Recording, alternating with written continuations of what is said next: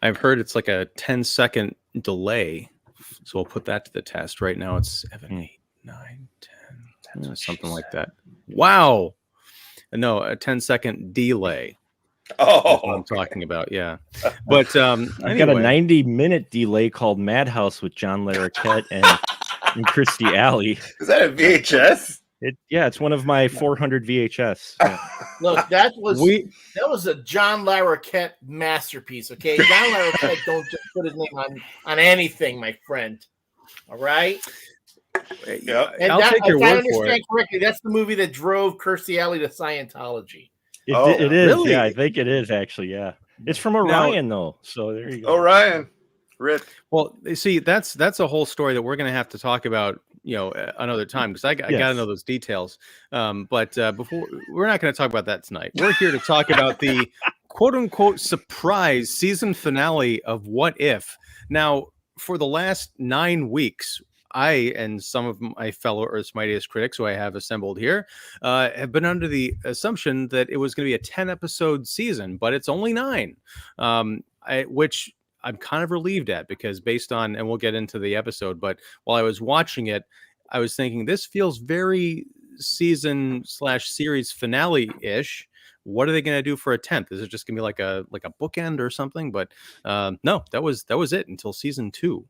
They definitely leave a few things open for season 2, especially we had to wait 9 episodes to get a credit stinger. So yeah, we got a lot to talk about tonight, and we're going to be talking about that with Earth's Mightiest Critics. I am Ian Simmons of Kicking the Seat.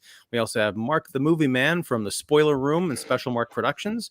We have David Fowlie of Keeping It Real, and we also have Elliot Serrano, our newest Earth's Mightiest Critic from Shaken Not Heard. Oh, see, you held up the drink right beforehand. I got all confused because I haven't had enough sleep. Shaken Not Heard podcast, dedicated to all things James Bond. Boy, it's so cool to find a good podcast name. I wonder what that's like. You'll get there, David. You'll get there. No. Wait, you're not happy with any of the ones that I threw at you the other night, David? I'm not. It's not that I'm not happy. It's a lot of them were taken. So anyway. Yeah, I know. It's like, the obvious ones, the clever ones are all taken. I mean, here's the thing. You start a James Bond podcast. The premise is starting a James Bond podcast, but not being able to find a name for it. Taken, not heard. Because you can't go on until you have a title. Not heard. Yes, but that would be in movies of Liam Neeson. Right, that's what I was going to say. Is then people might draw the different crowd there, and you'd be like, I have a certain set of skills. One of them is not naming a podcast. No, it's just Taken, but the ASL version. But all right, so wow, we are gonna. Well, I'm just saying that escalated quickly. What are you talking about? But anyhow, we have a question to kick things off from Miguel. We have.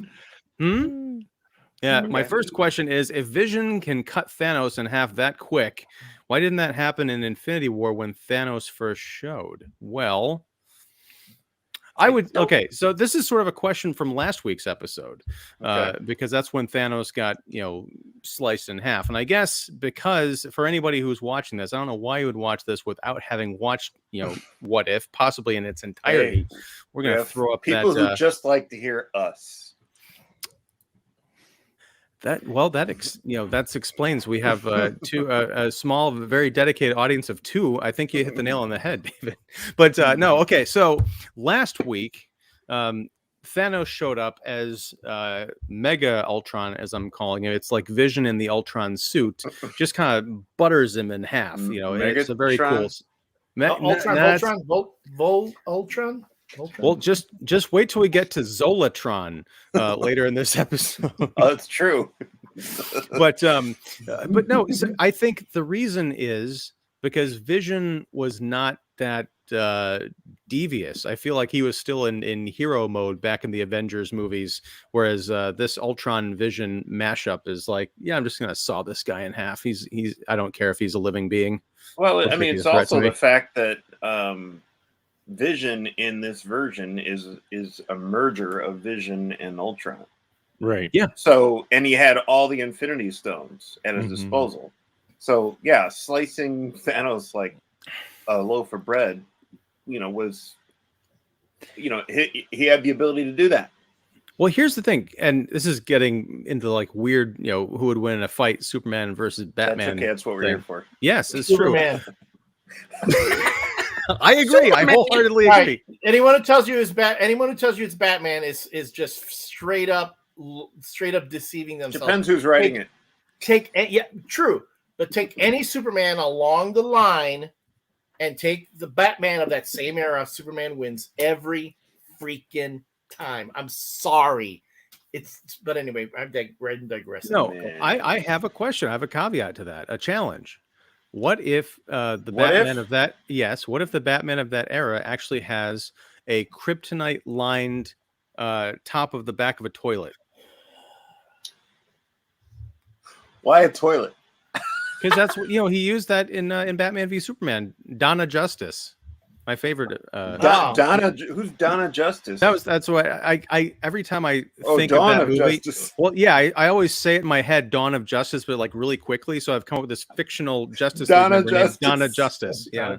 I was going to say, is Batman also Elvis in this timeline? I mean, what do you mean? He died in a toilet, didn't he? Yeah. Kryptonite toilet? Maybe. Well, no, you remember that big fight? It's the best scene of the movie where he beats Superman over the head, or maybe Superman beats Batman over the head with the toilet lid. Yeah. So if he had that, but it was lined with kryptonite, maybe he would stand a chance. You could use it as a shield and a bludgeon. Yeah. What if the Superman's mother was also from Krypton? I mean, Batman's mother was also from Krypton, so he was half Kryptonian, and it would have been. Again, you're it's like the what if whole thing, which, by the way, I will bring up when we get back to what if. That's what we are talking. We never left, sir. Yeah.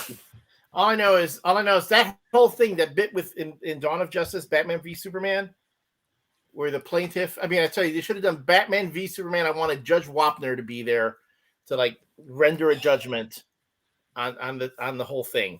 But that scene where Batman clobbers Superman again with the kryptonite you're talking about, pulled out of the Dark Knight, right? The Dark Knight Returns, completely out of context. Yeah. Out of context. There was so much that had to build up to that to make that scene really effective.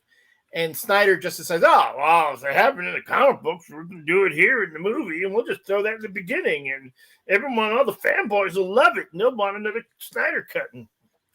I'm obviously, I have opinions about that too, but that's not what we're here, right? Well, okay. First, Elliot, I don't know. I don't think you've met Mark yet, but he is our resident DC shill trademark. So tread lightly, sir. You might get your own visit from a toilet. Mark's not a huge fan of Donna Justice anyway, so. Well, I don't know. I'm not going to speak for him. I did. But my kids gave me crap forever because I actually enjoyed Batman v Superman, even warts and all. Oh boy. Well, let's talk about what if Zuckerberg is Lex Luthor. Yeah, nice. Can I address real quick about the Vision not cutting Thanos in half too? Yes, please. Get back. Remember, in Infinity War, they were more concerned about getting the Soul Gem off of Vision than actually engaging Vision in the fight with Thanos. So he was off the board at that point. True that. If someone had thought, hey, we can use Vision against Thanos now, then maybe that'd help. And then remember, Wanda gets into it, and then it's down at the last minute. They're like, no, we can't let Thanos get a hold of the Soul Stone, and Wanda, destroys the Soul Stone, but in the end, ends up being moot anyway because Thanos can turn back time. So that's why I think that whole thing. But to your point, as you said, at that point, Ultron Vision already has the Soul Stone. That's not even an issue at that point. Well, but it brings up a question that I'll pose to the group. It's sort of a what if question. Oh, yes. Okay. Whoever has all of the Infinity Stones, does that naturally imbue them with invincibility, or do they have to be concentrating on using the power to be invincible? Like if someone were to sneak up on Thanos or Mega Ultron or say Eric Killmonger, like come up from behind him, he didn't happen to hear them there, and Vision like Wanda saw them in half, could he do that, or would it just do they protect him somehow? He has to be concentrating, I guess, because remember in this episode, T'Challa Star-Lord manages to get one of the stones off of Vision, so they're not that impervious. I mean, off of the Ultron. And he's able to and that's steal a great one of the point. stones. It just brings up this episode of What If brought to mind a lot of questions I had about a lot of the Marvel movies in terms of the possibilities of ultimate power and infinite possibilities, which is, could no one have snuck up on it? Kind of like Miguel's question here. Could no one have snuck up on Thanos at any point during these movies and, cut his head off, even before he had all of the gems or when he had all the gems? Like, what's the power here? Remember what we were all thinking that Ant-Man was going to do? It becomes more and more plausible that, remember the whole Ant-Man was going to crawl up Thanos's Hershey Highway and expand his mind. Right. Other things. I mean, when you look at what happened in last week's episode of What If, you're like, holy crap, that would have worked. Yeah. It would have worked. But unless Thanos put some kind of, he focused his concentration on, maybe. But I guess Ant-Man could have gotten down into one of his pores if he really wanted to. But could he have concentrated and said, in whatever permutation of reality, nothing is getting in there? So he just kind of sets this spell about his body. No, but then a beam of light shouldn't be able to go through him.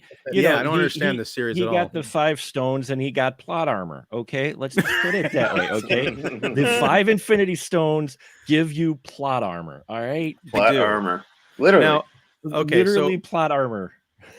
Now, Miguel follows up with, loved this episode of What If, loved the cast of characters, lots of action and intensity, great story. Yeah. And we can talk about that, certainly. I'm sorry to break your heart on this, Miguel, or maybe you don't care. I know we go way back, but I didn't care for this episode at all. At all.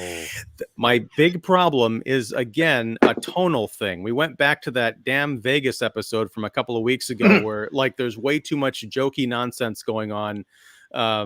It didn't. I feel like the tone that they set in last week's episode, which was kind of like dark, and it was a little bit goofy because the Watcher is being chased through infinity by an Ultra, Thanos or whatever, or Ultra Ultron. It seems a little silly, but the show took it seriously enough to say, no, everything in every possible reality has eventually been destroyed or is on the verge of being destroyed. What do we do? And then we come back here and it's like, great, we've got Captain Carter and Black Widow, and they're besties, and they're going to like fight Batroc, and then they all the lamest versions of all these superheroes we've seen throughout this entire What If series get recruited to be the new Avengers because the Watcher decides out of all the infinite realities that he could recruit people from, he thought it was these gang. Like, not even just remembering, hey, Tony Stark, the Hulk, Thor, Natasha, Clint, they've already saved the universe like half a dozen times in these, adventures. I'm not going to go get any of them from the past or whatever. I'm going to settle for, idiot Thor and Star-Lord T'Challa, who still doesn't work. Like, what's the deal here? 2 words: Funko Pop. Yeah, I honestly, merchandising. Yeah. The search for more money.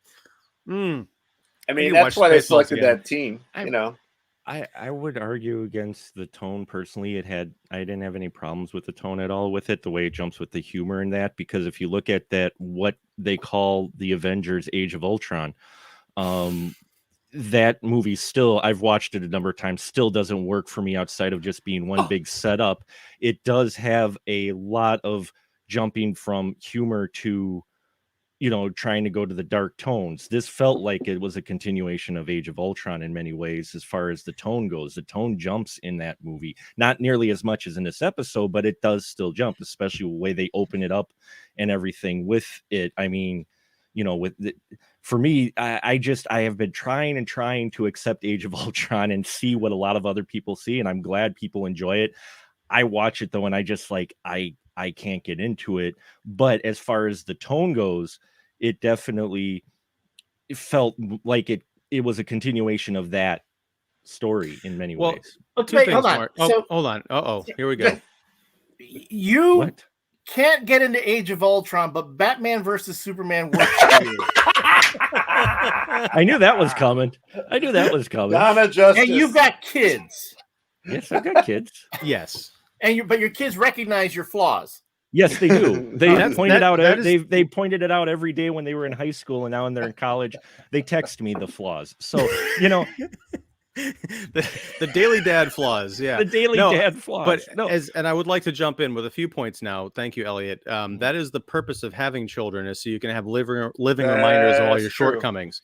But no, Mark, I'm there with you. I never liked Age of Ultron. I watched it again over the summer or within the last few months, and I like it more, but it still bugs the crap out of me. And a lot of it is that kind of Whedonism, and just the fact that it felt like, much like, the comics. You look at Age of Ultron, it was a big event. This, and I think they kind of made fun of this in maybe it was one of the what ifs that we watched recently. It was more like the long weekend of Ultron. It was just like seriously, it felt like the big arc of that movie lasted about 3 days. So I didn't really feel the stakes. If they had stretched it out over, forgot about Thanos and had Ultron be the big threat over like 3 or 4 movies of a good solid arc, and have him do in that movie what he ultimately did in that last week's episode of What If, I would have been like, holy crap. But my issue with the humor in this episode is, yeah, it does kind of feel like a continuation of Age of Ultron, but it's not continuing from Age of Ultron. It's continuing from last week's episode. And there is a big difference in the tone between last week's and this week's. It felt more akin to that weird Vegas episode from a few weeks ago. And I'll agree with you on that. From the last week's episode, what they did to this one, it is a drastic shift, and it's supposed to be within the same story. So yeah, I can see that completely. Okay, so we've talked about Donna Justice. We've talked about, Thanos getting sliced in half. What we have not talked about is what this week's episode of What If is actually about. So, David Fowlie, why don't you synopsize it for us? So, yeah, it does. It's basically about, I think it's what if, the title was What If the Watcher Broke His Oath. Okay. Yes. And like, we did know that wasn't going to happen. Yeah, so basically it all comes down to this show not being an anthology as we developed. And it's a total finale. It basically, the Watcher needs his butt saved and all the multi-universes, so he gets together a ragtag team, calls them Guardians of the Multiverse, and knows full well that it might not work out the way everybody thinks it might work out, but still brings them together. And there's a big smackdown between everybody against Vision, Ultron, Megatron. I don't even remember what planet or what area they were fighting on, but anyway. It's that future Earth with Black Widow, I think. Yeah. Oh, right, the one where and I guess it's established that she is the last. Yeah, well, but it's established that she is, as far as she knows, the last surviving member of the human race on that planet. Yeah. Wow. So this one brings a lot of previous, episodes. We have the Marvel Zombies back. We have yay! They just dropped back in. And literally, there's really no more robots except the big main one. Except that towards the end, we do have my buddy Arnim Zola coming back, and that was a welcome comeback. Without going into all these details, it is basically like forming up a team. Kind of like we gotta get a team back together to save the universe, kind of thing. And that's pretty much how it is with the Watcher no longer watching but getting involved, and at the end, Natasha Romanoff gives him a verbal smackdown, and that's pretty much it. Yeah, that's all I want to share. Yeah. I got and Disney pulled that tease that they love to do when you're looking at the voice credits in the opening, like, oh, who's in this one? It's like Kurt Russell, because Ego the Living Planet he made a brief appearance of like 2 seconds last week when he got, right before he got blown up, but he didn't say anything. I'm like, oh my God, are they going to bring Ego back and he's going to be recruited to help take down Ultra? No, he's in a Dairy Queen. Scene. He's like, just wait till you see this, Peter. And then he gets like blown up or whatever. I don't remember what he said. I'm like, again, I love Kurt Russell. I dug him as Ego the Living Planet in Guardians 2, but why the hell pay him to just it could be anybody. I mean, they still brought out that lame ass actor who voiced Tony Stark for however many episodes because Downey was too busy. It's a total, again, I've said it, it's not an impersonation, it's not an impression, it's an impersonation. But it's not really, because it's not someone trying to sound like Robert Downey Jr. It's someone trying to do a stand-up bit where they're imitating Robert Downey Jr. He's got a very specific voice, but he doesn't have one mode the entire time. In this episode, we saw a clip from an episode that didn't make the cut in this season. Mm-hmm. Okay, so there's that team up between Gamora and Tony Stark, and with the little dude with now he has his hands who made the big gauntlet. I forget. Oh yeah, a little Peter big Dinklage. Dude. Sorry. Yeah, Peter Dinklage. I didn't want to say little dude and Peter Dinklage all in one breath, but but anyway, that was a episode that for some reason due to COVID they jettisoned it, and it's supposed to, I guess, show up in season 2. I don't know how it would make sense, but apparently you heard the Watcher say that Gamora was from Sakaar. We know that she really isn't, and that she is the defeater of Thanos. And so, so it's really interesting how, I mean, I think it would have been nice to have that episode just because we probably would have gotten to know a little bit more about Tony Stark, because he seems to be like killed off in almost every iteration in this season and in this series, and that's fine with me. I didn't mind, but maybe we would find out more about Stark. I mean, regardless of how lame you think the actor is who's playing him, but I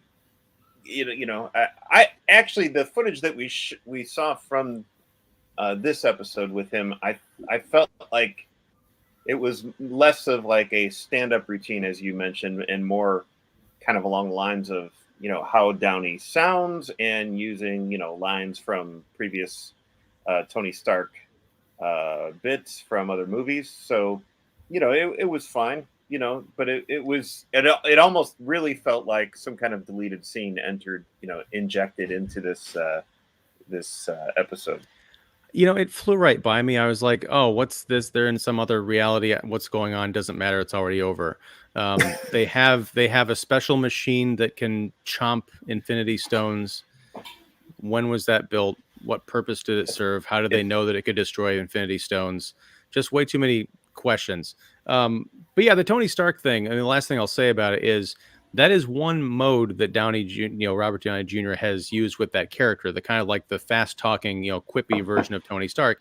But that's kind of like the only version of that voice that we've seen in this episode or in this series. Like, hey, we're gonna get those stones. Yeah, guys, we're gonna get those stones. He doesn't always sound like that. He's got a more serious tone to him, which you'd think he would exercise, in a series where he's constantly being killed. But aside from that, the bit from 2008 where he's in the Jeep going to Afghanistan, where he is the kind of silly vapid playboy, a lot of his other scenes have some gravitas, except for when he opens his mouth. See, I think yours sounded like Edward G. Robinson as Tony Stark. Yeah, and that's what I heard when I was listening to this with this. Yeah, my little chickadee. My little chickadee. I'm Iron Man. Go back and listen to that voice and tell me if you don't hear that. All right, one thing I was pleased with was the Romanoff ending. Natasha returns to the universe that lost the Black Widow. That was kind of a nice touch. Although I wonder if people are thinking, yeah, this is going to be our in for if we ever want to bring Black Widow back. It's called What If. Yes, and this is also going to, tie back into the multiverse of madness. I guarantee it. But Annie Banks, welcome. Hello. You're able to. Your computer is back up and running. You're able to erase the Zola virus from your hard drive. Legs. I'm going to keep these legs around. There you go. There you go. Oh my God, what was that episode? Hmm? What was it? Like, what where was it was so flashy Yes. and very redundant. It's, I understand wanting, is this their way of saying, hey, we got Scarlett Johansson to stick around, but it's Lake Bell, but we're still keeping Scarlett Johansson attached to Disney because we gave her the $40 million? No. Well, I mean, this was all in the can before any of that legal drama happened, but I that's get that's why it Gamora feels strange. not being there is a thing because of COVID, and that's, it's an issue, and because we weren't proactive enough, that's where we're at. But at the same time, just name drop. You can always go back and you can always add context. You can't take away context, but you could always add context. And we saw, even with Chadwick Boseman as Star-Lord in the second episode, there was was there any mention of Gamora? There was no mention of Gamora, And I think that even being like, oh, there's another daughter, there's Nebula, but there's also Gamora, this and that. We don't know how she got the armor, which is going to be explained later on. And I think that are choosing to still release that specific episode without context that would have been extremely detrimental to making sense of it was fatal. It's a fatal flaw. You're kind of questioning yourself. Okay, she looks super cool, and this is an excellent character design, but what's the context here? Annie, where were you I last think week they're when I gonna was arguing all drop these that in things? season 2, which is Because I was saying that I was having issue with this, that, and the other. I go, guys, there's no context here. I got to fill in the blanks myself, and they're all going, well, it's, I could not do that episode either. No, I mean, Ellie, I think you're bringing up, something slightly different because, I mean, one of the points of last week's episode was they were jumping through a lot of different realities, and the whole point was kind of like visiting these and then jumping. It's like light speed skipping from everybody's favorite Star Wars movie, which I'm in the middle of watching in parts with my 4-year-old son who loves it. Aww. Yeah. It's like a ride. I mean, you got to give it that. It's like being on a ride. It's like a ride that breaks down when you're at the top of it, staring down the abyss of death, but you can't get off and there's no ladder. But anyway, this is not a Rise of Skywalker discussion. We're talking about what if. Let's see. Hold on a second. If you want to discuss the Rise of Skywalker, I will not hesitate. I would rather discuss destroying everything. Dawn of Justice. It should have been Duel of Fates by Kevin Trevorrow, but thank you. It should have been Duel of Fates. That was the greatest Star Wars movie that was never made. Someday. Hey, what if? It should have been Dark Empire. They should Dark have Empire. Dark Empire. That there's still room for that, Mark. There's still a New Hope. But first, I gotta step in with another quick comment from my boy Miguel. He's stepping in to say Frank Caliendo can do a better Tony Stark. Well, okay, thank you. Yes, but he's probably saying a better Tony Stark than me and my horrible impression. Here's your Tony Stark. See, yeah. But no. So yeah, Is it official they're going to do a season 2? I mean, have they started working on it? Yeah. No, but here's my question. They can scuttle anything. Is season 2 written and not animated? Do you think it's in the can yet? Is this coming out next year? Because I don't know. I don't feel like here's a good example. For any of the other Disney Marvel shows, whenever I would get up to watch them on, Wednesday morning, it was always like, that's the big thing on the Disney Plus home banner. On this, the last 4 weeks, I've had to go into like the sub menus to find this damn thing. Well, that's true. Yeah, I've had to search them out. Usually, that's at the top of the banner, but for some reason, these last like 4 or 5 episodes have been like, "Where's the what if?"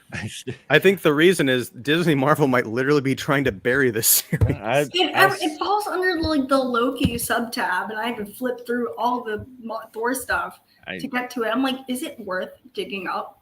I still stand by my theory that the only reason they came up with this series was 1, to introduce the multiverse so people at least understand a little bit of it, and 2, so to keep Marvel in the talks until they actually get to the meaty films, because you have that big wide gap. You had Black Widow, which is a movie about a character who's dead, not coming back. There's no gravitas whatsoever really in that movie outside of seeing, okay, some of her origin stuff, what she was up to. But in all honesty, that movie, if you look at it, should have came out, as we said previous in your episode, should have came out way before it did. Now, after Infinity War and all that, it really lost its wind. So Disney has this property like, well, okay, we've spent money, we're got to release it. Well, now we've got a gap between that and what is it? The No Way Home. Now we got it. No Way Home's in Eternals. December, yeah. Or Eternals. The Excuse me. Eternals. Why are we okay. sleeping on the Eternals? I am. Eternals. Okay, you got Yeah. you've got a gap though between Eternals and when Black Widow drops out to where you don't have Black any. Widow dropped and Yeah, but Disney's also about marketing and staying in the context and in the know. So that's why I felt this What If series was really more just to have a Marvel property of some sort in the conversation until you could get to the Eternals, till you could get back into the phase 4 meaty stuff that everybody's looking forward to. You had this gap, and they're like, What If's a good way because they're alternate versions, so no one's really that invested. And I'm not saying that it makes it good. I'm just saying that's the way this feels. Is just like it's just something to put out there so that they stay in, in the conversation until it's relevancy. It's relevant, right? And we have talked about this before. It's a neat theory. I don't know how much stock we can put in it because of we've been living in a year and a half of a pandemic, which completely blew up the release plans. So I can't say if What If was something like, oh shit, it's a pandemic, we got to put out some content. I don't think you can move something that quickly like an animated series into be development. Impressed with Disney. No, just kidding. Well, I would like to be impressed with Disney, but no, it just feels like this was something that was on the slate. It just hasn't hit, and I feel like the one of the reasons we're talking about it in the way that we are is because a lot of the stuff that Disney has been putting out, like Black Widow. I mean, the TV shows have been pretty well acclaimed, I think, up until now. But it's just like if Black Widow had been a monster success, I don't think we would have been talking about What If in terms of like, well, it's a placeholder till the Eternals. Right. And I'm sorry, I don't care who's directing it. I don't care who wrote it. I have seen that trailer like 4 times now because every time I go to the movies, which is more and more frequently, I see that trailer and it just continues to put me the hell to sleep. I'm like, you're going to fight giant golden spindly space dogs. That's supposed to be the threat that was greater than Thanos that caused the Eternals to not get involved. There's got to be something more to this movie. But I don't feel like I care enough to see it, but I'm going to because we are probably going to talk about it. Don't you know you're already? Why didn't you give it the Academy Award already? Because the first trailer they saw, it's Academy Award winning material right there. Well, it's an Academy Award winning director. Yes.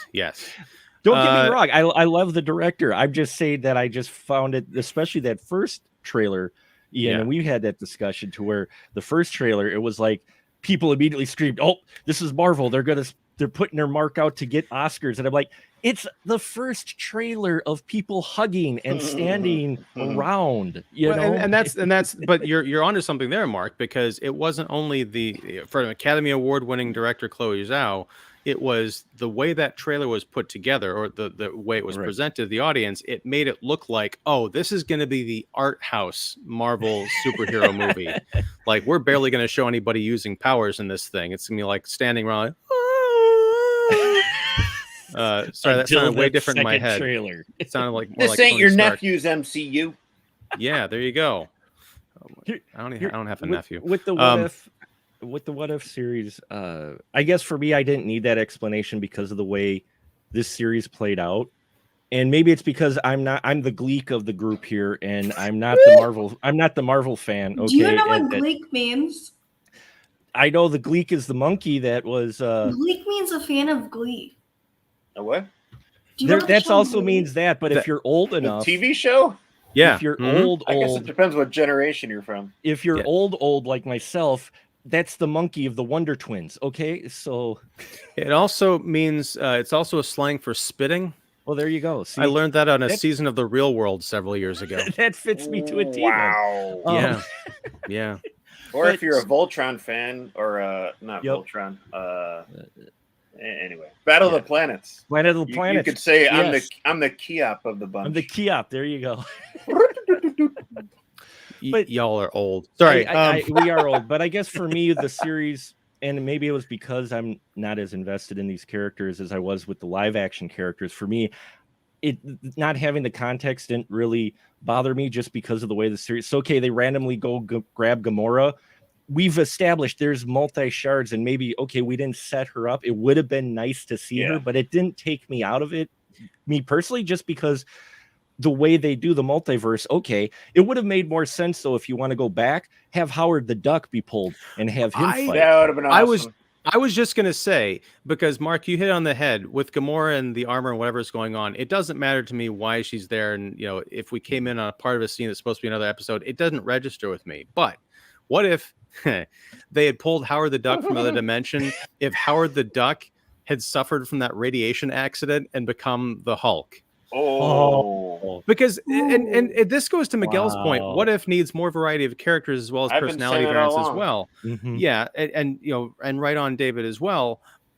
You don't have to just have these characters be one thing. You can draw on, you know, Marvel has a rich catalog of characters. You could introduce them in this series. You could have setups for future movies or ones that go nowhere. But you can also get really, really weird with this. Like, you know, Howard the Duck alone. What if Howard the Duck became Ant-Man, you know, or Giant Man or something like that? You know, just do something really out there and weird instead of, you know what, we've got a new team of Guardians of the Multiverse, but we still have to have that Avengers style, you know, twirl around. We're building up to that. Like, give me something original. Give me something that's going to make me remember this episode, this series. You know, by the time Hawkeye rolls around, I'm going to be, oh, that's right, they did a What If series. Yeah, I guess. It's just a lot of callbacks, really. I mean, because like I've said, like I've been saying, this series is primarily for those who are familiar with the MCU version of these heroes or these characters. That's it. You're not going to have, you know, the Great Lakes Avengers show up or something like that, or, you know, Tigra show up in an episode. It's just, it's not, you know, it's not going to happen. You know, they're afraid, you know, they're afraid to expand like that. Which is sad because you do have Marvel with such a library of characters that What If would have given you an opportunity to introduce them to characters that everybody kind of loved, but you only saw in maybe a few issues. I mean, you know, it's the same reason, and I'll say it with DC. DC has a huge library of interesting characters, but they always focus on like the main 3 or the main 5 or whatever, you know, with every movie that comes out. And I'm like, well, give me a different, and I know why. Suicide Squad. Yeah, except for Suicide, which I thoroughly enjoyed Suicide Squad, even if those characters showed up just for a second. Wait, we got clarify representation. Clarify, Mark.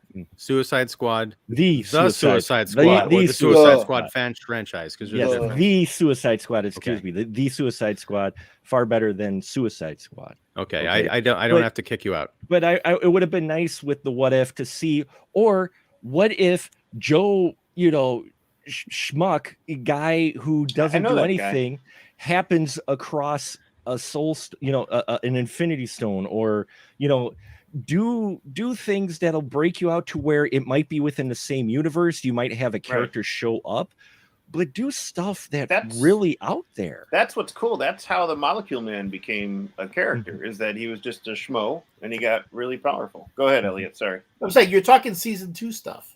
I know. That's territory that you can talk about. You're saying, but they won't do it. Can versus will, I think, are two questions saying, there. But that's what you right. But that's what you can do. I'm saying ideally it would be great. My big issue with the whole, it's a multiverse and we don't need to explain this with Gamora because it's a multiverse. So there's going to be a version of her out there that we can just pull in. My problem is, okay, if those are the rules, that anything can happen in the multiverse, because first, the moment I saw Captain Carter appear in the very beginning of the episode, I was like, okay, I know what they're going to do here.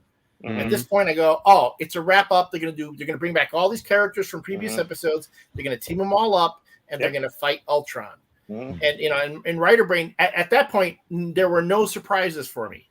Right. Except in my writer brain, I'm going, okay, now I'm the watcher, and I can see everything, and I know all possibilities. For me, when if I was writing this episode, what I would have done, I have my Guardians of the Multiverse hold Ultimate Ultron captive until I go to the multiverse version of Ultron that Tony Stark succeeded in making the armor around the world with, and the good Ultron finds the Infinity Stones and comes to fight the evil Ultron. Because if there's a multiverse and every possibility is out there, there has to be a good Ultron out there, right? That would be interesting. So yeah, Disney Marvel Elliot is available to work on season 2 and to indeed save it.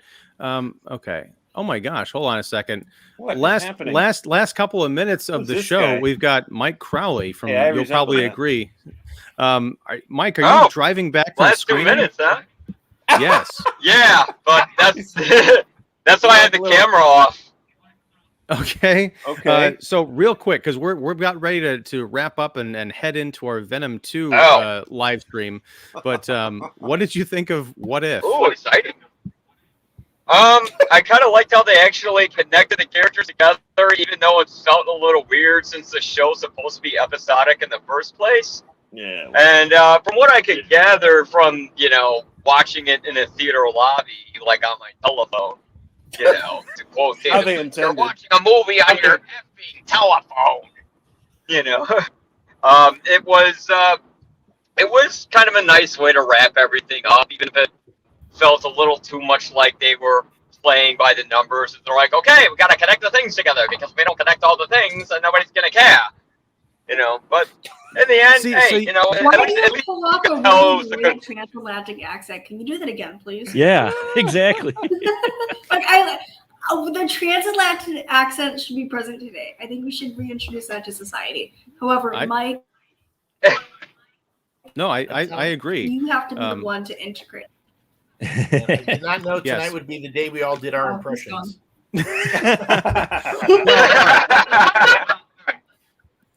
Okay, Come so on, that's what the kids like. They like to see all the stories connected together. Wow. Mike, you are not allowed to use any other Mike? voice but that one from now on. Okay, so we are going to wrap it up here because I got to give everyone a quick refill your drink break before we go and talk about Venom, Let There Be Carnage. If you're joining us and you want to stick around for that, if you've seen the movie and you want to watch a spoiler roundtable, Or if you you can look at. haven't. Yes, or I'm telling you, you guys are welcome to stick around. But there is a link in the description of this episode, the What If Roundtable you're watching, so you can jump on there. But Miguel is going to finish this off with a sentiment that I wholeheartedly share. Ghost That would've Rider been should have awesome. been in this What If ending. Nicolas Cage can work it in between his direct-to-video movies. He could definitely pop that'd in to be do the Hey, voice. Mandy was like straight to baby VHS, and then Yeah. Look. Yeah, okay. Ghost Rider shows up and Andy. Matt Murdock is writing. He's on the back. I'll watch that. What is that, Mark? This Is is that the the, this is the vinyl Is that the soundtrack negative to zone from Mandy. Superman? No, this is the vinyl soundtrack to Mandy right here. So there you go. Nice. I think that's the soundtrack of This Is Spinal Tap. Yes. It's like what's blacker than black? Smell that glove. Oh yeah. All right. Well, okay, everybody. Thank you so much for joining, and Mike, you too. I'm glad you could jump on for a couple of minutes. I'm gonna give everyone an outro here, and just thanks everyone. This is our season finale, as I mentioned. It was kind of a surprise to me anyway, because I thought we had at least one more week left. But we'll be back in November talking about Hawkeye. I've got some reading to do, and probably some more comic book movies or comic properties or something to talk about in the interim. But yeah, we're going to keep rolling on. But I will give my faithful cast and crew a break from Wednesday night live streams for a while. But I am Ian Simmons of Kicking the Seat. We have Mark the Movie Man Krawcheck from the Spoiler Room. We have Elliot Serrano from Shaken Not Heard podcast. David Fowlie of Keeping It Real. Annie Banks of Truckload of Comics and Giant Freaking Robot. And Mike Crowley from You'll Probably Agree and 25 Years Later. I think I got everybody's stuff. So, yes. And I can hear myself possibly from Mike's lap. Yeah, thanks a lot, Mike. Yeah, but which would not be the first time. Anyway, thank you, everybody. This has been What If We Talked About What If. And I'm going to leave it here with a hearty Excelsior, everybody. Thank you so much, and take